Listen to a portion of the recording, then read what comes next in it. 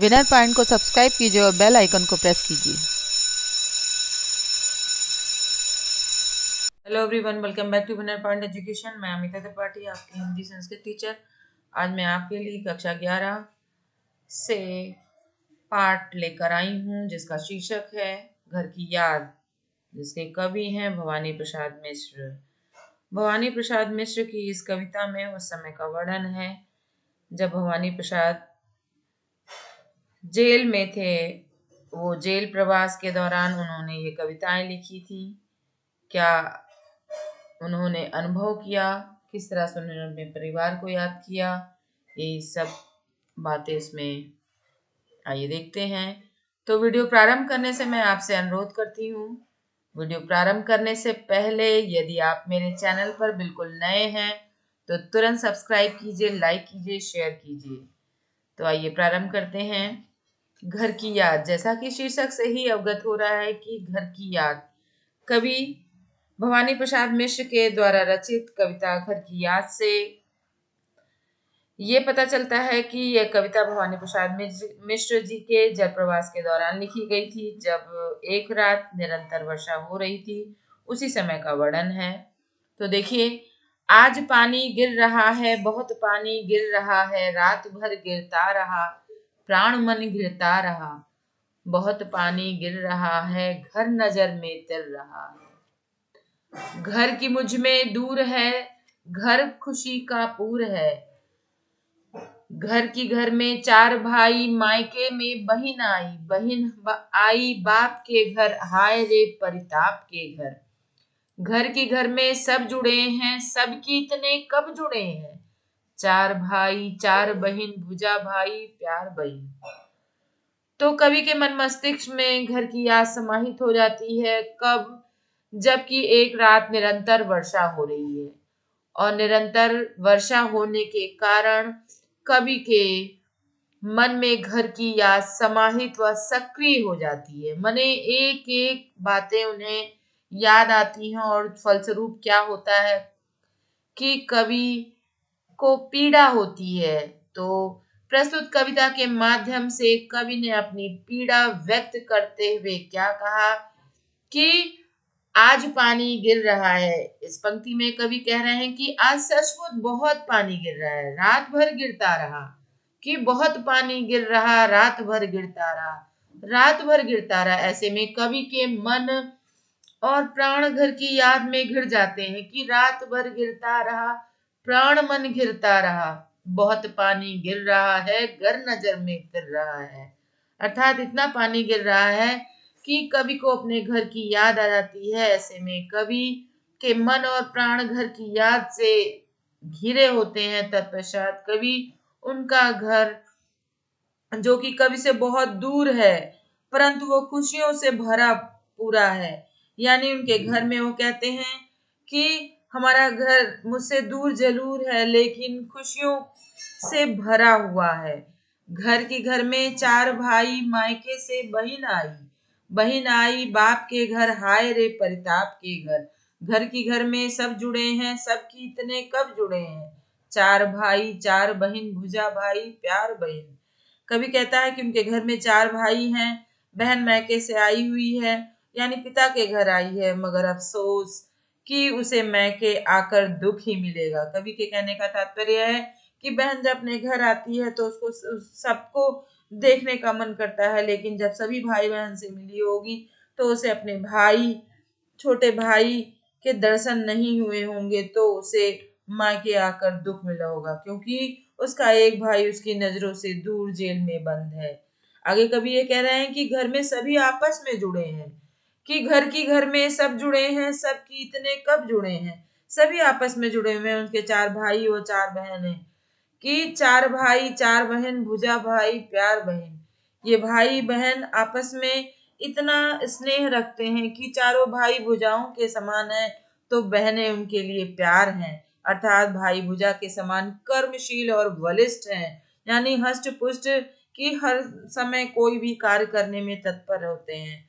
और बहनें प्यार और स्नेह का भंडार है, जो अपने भाई के ऊपर प्यार स्नेह लुटाती हैं। तो कवि को अपने इस समय बार बार सावन के बरसते बादल को देखकर उनके सामने अपने घर की एक एक करके एक एक मंजर उनके सामने तैरता हुआ नजर आ रहा है। आगे क्या कहते हैं कवि कि और माँ बिन पढ़ी मेरी दुख में वो गढ़ी मेरी, माँ की उसकी जिसकी गोद में सिर रख लिया तो दुख नहीं फिर, माँ की जिसकी स्नेह धारा का यहाँ तक भी पसारा, उसे लिखना नहीं आता जो कि उसका पत्र पाता, पिताजी जिनको बुढ़ापा एक क्षण भी नहीं व्यापा, जो अभी भी दौड़ जाएं जो अभी भी खिलखिलाएं, मौत के आगे न हिचके शेर के आगे न बिचके, बोल में बादल गरजता काम में झंझाल रसता। कहने का तात्पर्य है भवानी प्रसाद मिश्र को जब अपने घर की याद आती है और जबकि वो जेल प्रवास के दौरान हुए, जिन्होंने ये कविता लिखी, जब एक रात वर्षा निरंतर हो रही तो कवि के मन मस्तिष्क में घर की यादें समाहित हो जाती हैं और फलस्वरूप क्या होता है कि इन पंक्तियों में माँ अपने माँ व पिता के बारे में उन्होंने बताया और याद किया है कि मेरी माँ कैसी है। उन्हीं पंक्तियों को व्यक्त करते हुए कवि क्या कहता है कि मेरी माँ अनपढ़ है, उसने बहुत कष्ट सहे हैं, यदि उसकी गोद में सिर रख लिया तो फिर दुख बाकी नहीं रह जाता, कि दुख में वो गढ़ी माँ की जिसकी गोद में सिर रख लिया तो दुख नहीं, यदि वो अपने माँ के गोदी में सिर रख लेते थे तो सारा दुख उन्हें भूल जाता था। वो अपने माँ को याद करते हुए कहते हैं वो मायूस हैं, अनुभव कर रहे हैं अपने जेल में भी वो कवि यही अनुभव कर रहे हैं। कवि मायूस है कि माँ को तो लिखना भी नहीं आता, यदि वो लिखना जानती तो उसका पत्र भी मेरे पास आता और मैं उसे पढ़ पाता। तत्पश्चात कवि अपने पिताजी की विशेषताओं का वर्णन करते हुए कहते हैं कि पिताजी जिनको बुढ़ापा एक क्षण भी नहीं व्यापा, जो अभी भी दौड़ जाएं जो अभी भी खिलखिलाएं। कहने का तात्पर्य यह है कि पिताजी आज भी दौड़ सकते हैं और खिलखिलाकर हंस सकते हैं। आगे कवि कहते हैं कि पिताजी इतने साहसी हैं कि मौत के आगे भी चकते ही नहीं, अगर मौत भी उनके सामने आ जाए तो उन्हें जरा सा भी संकोच नहीं होता है, वो अपने आप को तत्पर कर देते हैं और शेर के आगे कभी घुटने नहीं टेकते। यदि शेर भी उनके सामने आ जाए कि शेर के आगे न बिचके, बिचके से तात्पर्य पीछे नहीं हटते हैं, अपने घुटने को टेक के वहां से भाग नहीं जाते हैं। उनकी आवाज आज भी दमदार है कि बोल में बादल गरजते, बोल से तात्पर्य आवाज। उनके पिताजी आज भी आवाज जब देते हैं तो मानो कोई दमदार व्यक्ति आवाज दे रहा है, मानो बादल गरज रहे हैं। बेशक पिताजी आज भी जब काम करते होंगे, कभी याद कर रहे हैं कि आज भी जब काम करते होंगे तो उनसे तूफान भी शर्मा जाता होगा कि काम में झंझाल रचता, यानी तूफान भी शर्मा जाए, अर्थात वे अत्यधिक तेज गति से काम करने का दमखम रखते हैं, माने इतना दम रखते हैं कि आज भी वो कोई भी कार्य उनके सामने आए तो उसे करके किनारे कर देते हैं। आगे देखिएगा कि आज गीता पाठ करके दंड 260 करके, खूब मुग्धर हिला लेकर मूठ उनकी मिला लेकर, जबकि नीचे आए होंगे नैन जल से छाए होंगे, हाय पानी गिर रहा है घर नजर में तिर रहा है। कहने का तात्पर्य है कि कवि उस समय जब बार बार परेशान होते हैं जेल प्रवास के दौरान, तो एक रात जब निरंतर वर्षा हो रही है उसी समय मन मस्तिष्क उनका घर की यादों में समाहित हो गया, तो फलस्वरूप क्या होता है, अपने पिताजी के बारे में कह रहे हैं कि आज भी गीता पाठ करके 260 दंड करके, अर्थात उठक बैठक लगाकर, व्यायाम करने के उपकरण अर्थात मुग्धर को हिलाकर व उनकी मुठों को मिलाकर जब वो नीचे आए होंगे तो उन्होंने क्या देखा होगा कि उनकी आंखों में आंसू छलक हुआ आया होगा। कवि कहते हैं कि मुझे याद करके पिताजी की आंखें नम हो गई होंगी कि हाय पानी गिर रहा है घर नजर में तिर रहा है। जब वो छत से कसरत करके व्यायाम करके नीचे आए होंगे तो उनके जल जो उनके नैनों में जल छा गए होंगे, भर गए होंगे, उन्हें मेरी याद आ गई होगी, हाय पानी गिर रहा घर नजर में तिर रहा है। कवि को अपने घर की याद आती है, पानी बहुत गिर रहा है और घर की यादें भी बहुत आ रही हैं, बार बार वो मंजर याद आ रहा है कि चार भाई चार बहने भुजा भाई, प्यार महीने खेलते या खड़े होंगे, नजर उनके पड़े होंगे, पिताजी जिनको बुढ़ापा एक क्षण भी नहीं व्यापा, रो पड़े होंगे बराबर पांचवे का नाम लेकर।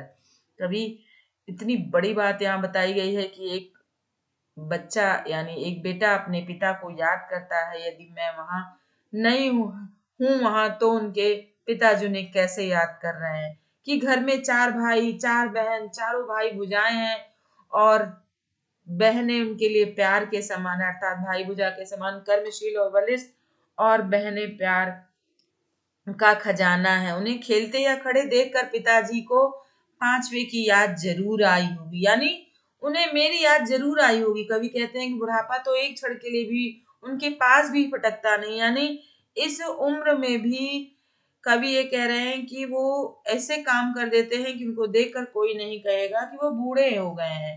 तो पिताजी के आसपास भी बुढ़ापा एक क्षण के लिए भी नहीं आता, लेकिन वे मेरा नाम लेकर अवश्य ही रो पड़े होंगे बराबर। 5वें का नाम लेकर उन्हें विश्वास है, कवि कहता है कि उन्हें विश्वास है कि वो मेरा नाम लेकर जब मैं उनको उन सभी भाई बहनों में खेलता हुआ नजर नहीं आया होऊंगा तो उन्हें रोना आया होगा। 5वां मैं हूं अभागा, आगे देखिए कि 5वां मैं हूं अभागा जिसे सोने पर सुहागा। पिताजी कहते रहे प्यार में बहते रहे, आज उनके स्वर्ण बेटे लगे होंगे उन्हें हेते, क्योंकि मैं उन पर सुहागा बांधा बैठा हूं अभागा। कभी यहाँ चौथी पंक्ति में क्या कह रहे हैं कि 5वां मैं हूं अभागा, मैं ही अभागा हूं जो उनसे दूर हूं। वो कह रहे हैं कि जिसे सोने पर सुहागा, कभी ये कहते हैं कि मेरे पिताजी का अनुभव यह है कि मैं उनके लिए सोने पर मनी 5वां अभागा पुत्र हूँ। वे उनके साथ नहीं रह रहे हैं, लेकिन पिताजी की नजरों में सबसे प्यारा मैं ही हूँ। जब भी घर में कभी कवि के बारे में चर्चा चलती है तो उनके पिताजी भावुक हो जाते हैं और कहते हैं कि आज पिताजी को अपने सोने जैसे बेटे को याद करके लगा होगा कि बेटा तुच्छ लगा होगा, क्योंकि भाग्यवश उनका सबसे प्यारा बेटा उनसे दूर है, जेल में है, और इसी को देखकर उन्हें बहुत कष्ट हुआ होगा कि आज उनके स्वर्ण बेटे लगे होंगे हेते, क्योंकि मैं उन पर सुहागा बंधा बैठा हूं अभागा। वो कह रहे हैं कि मैं यहाँ पर बंधा बैठा हूं, मैं बंधा हूं, उनसे मिल नहीं सकता हूं क्योंकि मैं अभागा हूं। पिताजी कह रहे होंगे, वो प्यार में याद कर रहे होंगे, उन्हें लज्जा आ रही होगी मेरा बेटा मेरे सामने नहीं है। तो कभी इन्हीं सभी बातों को याद करते हुए रोते हैं कि किस तरह से वो अपने बेटे को याद कर रहे हैं और परेशान हो रहे हैं। परेशानी की हालत में वो किस तरह से अपनी बात को कहते हैं कि मेरा बेटा आज मेरे पास नहीं है, और इसी को सोचकर वो रोने लगे होंगे। आगे कहते हैं कवि कि और माँ ने कहा होगा दुख कितना बहा होगा, आंख में किस लिए पानी वहां अच्छा है भवानी, वह तुम्हारा मन समझकर और अपनापन समझकर गया है सो ठीक ही है, यह तुम्हारी लीक ही है, पाँव जो पीछे हटाता कोख को मेरी लजादा, इस तरह हो न कच्चे रो पड़ेंगे और बच्चे। अब वो उनकी माँ जब मने वो कह रहे हैं, कवि कहते हैं कि माँ ने पिताजी को समझाया होगा और समझाते वक्त उनके मन में भी बहुत दुख बहा होगा कि माँ की आंखों से आंसुओं की धारा बह रही होगी, जारी रही होगी। फिर भी उन्होंने अपने मन को सांत्वना देकर पिताजी से कहा होगा कि जेल में भवानी बहुत अच्छा है, तुम चिंता ना करो, तुम्हें आंसू बहाने की कोई जरूरत नहीं है, वह आपके बताए हुए मार्ग पर ही अग्रसर हुआ है, जैसा कि आपने परंपरा चलाई है, यही उसके जीवन का उद्देश्य है, तुम्हारी ही परंपरा है और ठीक भी है। आगे कभी कहते हैं कि गया है सो ठीक ही है, गया है तो उसने ठीक ही किया है, आप ही पर आपकी परंपरा का पालन किया है। उसे ये भी याद करते हुए कह रहे हैं कवि कि यदि वो आगे बढ़कर पीठ दिखाता या वापस आता तो ये मेरे लिए लज्जा की बात होती, कोख शर्माने की बात होती, कि कोख को मेरी उसे याद आता कि मैं कैसी माँ का बेटा हूँ कि मैं ऐसा कर नहीं पाया। तो कभी यही याद कर रहे हैं कि मेरी माँ यही कह रही होगी, यह मेरे लिए लज्जा की बात होती, अतः तुम्हें अत्यधिक कमजोर होने की जरूरत नहीं है, अगर तुम इस तरह रोगे तो घर के सारे बच्चे तुम्हें देखकर रो पड़ेंगे। पिताजी ने कहा होगा हाय कितना सहा होगा। धीर में कहाँ मैं रोता कहाँ हूँ, धीर में खोता कहाँ हूँ। हे सजीले हरे सावन, हे कि मेरे पूर्ण पावन। तो यहाँ कवि यही कह रहे हैं कि पिताजी ने फिर माँ को सांत्वना देते हुए कहा होगा कि मैं रो कहाँ रहा हूँ। वही संबोधित करते हुए कवि कह रहे हैं कि मैं रो नहीं रहा हूँ, मैं तो अपने हृदय में धैर्य धरे हुए। पिताजी ने यही कहा मैं रोता कहाँ हूँ, धीर मैं खोता कहाँ हूँ। कवि चाहता है कि माँ की बातें सुनकर पिताजी ने अपने मन में सारी पीड़ा को समझते हुए ही कहा होगा मैं रो नहीं रहा हूँ और ना ही धीरज खो रहा हूँ, मैं मजे में हूँ। मतलब यही कह रहे हैं कि मैं धीर नहीं खो रहा हूँ। तो आगे कवि क्या कहते हैं कि हे सजीले हरे सावन, हे सजीले हरे सावन, हे कि मेरे पूर्ण पावन। तुम बरस लो वे न बरसे, पांचवे को वे न तरसे। मैं मजे में हूँ सही, घर नहीं हूँ बस, यही बस है, किंतु यह बस बड़ा बस है, इसी बस में सब बिरस है। तो कवि ये समझाने का प्रयास कर रहे हैं, सावन को संबोधित करते हुए कह रहे हैं कि हे सजीले और हरे सावन, तुम पूर्ण और पावन हो, तुम्हारे बराबरी कोई नहीं कर सकता, तुम चाहे जितना बरस लो, किंतु मेरे माता पिता की आंखों में आंसू न बरसे, वे अपने पांचवें बेटे की याद में दुखी ना हुए। आगे कवि कहते हैं कि वे मजे में हैं, इसमें सिर्फ इतना अंतर कि मैं घर पर नहीं हूं। और कवि ये भी कहना चाहते हैं कि इस वियोग में मेरा जीवन दुख से भरा हुआ है, मैं अलगाव का नरक भो रहा हूँ, मैं अपने परिवार से बिल्कुल दूर हूँ। आगे कवि सावन को संबोधित करते हुए यही कह रहे हैं कि तुम मेरे माता पिता से मेरे कष्टों के बारे में तनिक सा भी ना बताना, कि किंतु यह बस बड़ा। अब वो यही कह रहे हैं कि जरा सा भी उन्हें मेरे कष्टों के बारे में ना बताना, क्योंकि उन्हें जब ये पता चल जाएगा मैं दुखी हूँ तो उन्हें बहुत कष्ट होगा। किंतु उनसे ये न कहना उन्हें देते धीर रहना, वो कह रहे हैं किंतु उनसे ये ना कह देना कि मैं यहाँ पर दुखी हूँ, उनसे कहना कि वो वहां पे खुश हैं, उन्हें धैर्य बंधाना, उन्हें हिम्मत देना कि तुम्हारा बेटा वहां पर ठीक है। उन्हें कहना लिख रहा हूँ, उन्हें कहना पढ़ रहा हूँ। वो कह रहे हैं कि अपने बेटे के लिए मतलब धीरज धराते हुए कभी कह रहे हैं कि जाके कह देना कि तेरा बेटा जेल में भी लिख पढ़ रहा है, उन्हें कहना कि यहाँ काम कर रहा है और तथा अपने देश का नाम रोशन कर रहा है।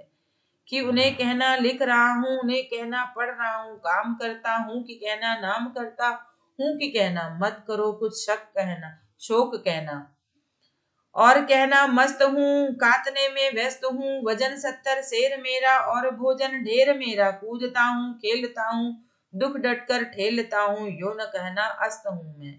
अब कभी ये कह रहे हैं कि तुम ये जाके बता देना कि मैं यहाँ पर प्रसन्न हूँ, किंतु ये ना कहना कि उसने अपने धैर्य को नहीं धरा, मैंने धीरज को खो दिया है। तो वो जाके बता देना।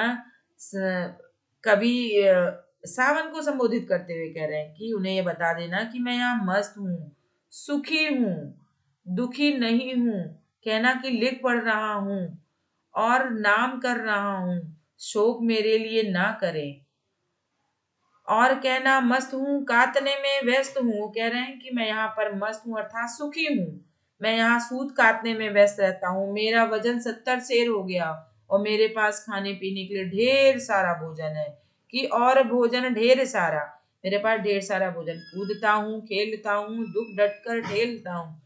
और कह देना कि मैं यहाँ खेल कूद भी रहा हूँ, जिससे मैं हष्ट पुष्ट हूँ, समय समय खा रहा हूँ पी रहा हूँ, उनको किसी चीज के लिए दुख मत व्यक्त करना, दुख का सामना भी डट कर करता हूँ, मैं यहाँ मस्त हूँ। उन्हें यह कह देना कि मैं डूबते सूर्य की भांति हो गया हूँ। आगे पुनः कवि सावन को संबोधित करते हुए कहते मेरे घर वालों को मेरी सच्चाई ना बता देना, कि हाय रे ऐसा न कहना, कि जो वैसा न कहना, कह न देना जागता हूँ आदमी से भागता हूँ, कह न देना मौन हूँ मैं खुद न समझू कौन हूँ मैं, देखना कुछ बक न देना, देखना कुछ बक न देना, उन्हें कोई शक न देना। हे सजीले हरे सावन, हे कि मेरे पूर्ण पावन, तुम बरस लो वे न बरसे, पांचवें को वे न तरसे। बहुत बड़ी बात यहाँ कवि ने कही है कि सजीले सावन को बार बार फिर से संबोधित करते हुए कह रहे हैं कि वहां आप जाना तो कहना वो सूत काट रहे हैं, वो व्यस्त हैं, उनका वजन 70 सेर हो गया है और मेरे पास खाने पीने की सभी सामग्रियां हैं। आगे कवि कहता है कि मैं डट कर खेल रहा हूँ, दुख का सामना भी डट कर कह रहा हूँ। ये ना कहना कि मैं यहाँ पर अस्त हो रहा हूँ। अस्त से तात्पर्य यहाँ है कि मैं किसी की याद में, चिंता में ढल नहीं रहा हूँ, मैं हर कार्य करने में मस्त हूँ। पुनः कवि सावन को संबोधित करते हुए कहते हैं कि मेरे घर वालों को मेरी सच्चाई ना बता देना। हाय रे, ऐसा न कहना कि जो वैसा न, मैंने सच्चाई एकदम ना बता देना कि जैसा तुम मुझे देख रहे हो वैसे ही मेरे माता पिता के सामने ऐसा कुछ भी व्यक्त ना कर देना। मैं चुपचाप यहाँ पर हूँ। यही कह रहे हैं कि मेरे घर वालों को मेरी सच्चाई मत बताना। उन्हें यह ना बताना कि मैं देर तक जागता रहता हूँ, आदमी से दूर भागता हूँ। कह न देना जागता हूँ, आदमी से भागता हूँ। क्योंकि आदमी व्यक्ति जो है दूसरे व्यक्ति से तभी भागता है जब उसका मन अप्रसन्न होता है। तो ये चीज जाके वहां मत बता देना। उन्हें मत कह देना कि मैं चुपचाप रहता हूँ। वही व्यक्ति चुपचाप रहता है जो वो खुश नहीं होता है, तो वो दूसरों से भागने का प्रयास करता है ताकि उसे किसी चीज का जवाब ना देना पड़े। आदमी से भागता हूँ, कह न देना मौन हूँ, खुद न समझू कौन हूँ। ये मत जाके कह देना उनके अंदर जो है, ये मत भर देना कि मैं चिंता में हूँ, इस तरह डूबा हुआ हूँ कि मैं खुद को भी भूल गया हूँ। तुम देखना, सावधानी से बातें करना। उन्हें कोई शक का मौका मत दे देना कि वो मेरी चिंता में डूब जाए। तत्पश्चात कवि सावन को संबोधित करते हुए पुनः कहते हैं कि हे मेरे हरे सावन, हे मेरे सजीले सावन, हे सजीले हरे सावन, तुम पूर्ण हो, पावन हो, तुम चाहे जितना बरस लो, किंतु मेरे पिताजी की आंखों में आंसू न बरसे। वे अपने पांचवें बेटे की याद में कभी दुखी ना हुए। तो देखा आपने कि कवि अपने दुख को व्यक्त करते हुए सावन से विनम्र निवेदन कर रहा है कि ऐसा कुछ भी जाके मेरे माता पिता के सामने व्यक्त ना कर देना कि मेरे माता पिता मुझे याद करके उनकी आंखों से अश्रु की धारा प्रवाहित हो। तो कवि बहुत ही प्रसन्न होकर, बहुत ही अपने घर वालों को याद करके ये कविता लिखता है जेल प्रवास के दौरान। तो अब वीडियो समाप्त होता है। वीडियो समाप्त होने से पहले मैं आपसे फिर से एक बार फिर कहना चाहती हूँ, यदि आपने अभी तक मेरे चैनल को सब्सक्राइब नहीं किया तो तुरंत कर दीजिए, शेयर कीजिए, लाइक कीजिए और कमेंट जरूर लिखिए। जो आपको जैसा लगे वैसा कमेंट्स आप जरूर कीजिए। तो अगले वीडियो में आपको मैं पुनः मिलूंगी अगले नए पार्ट के साथ। तब तक के लिए धन्यवाद।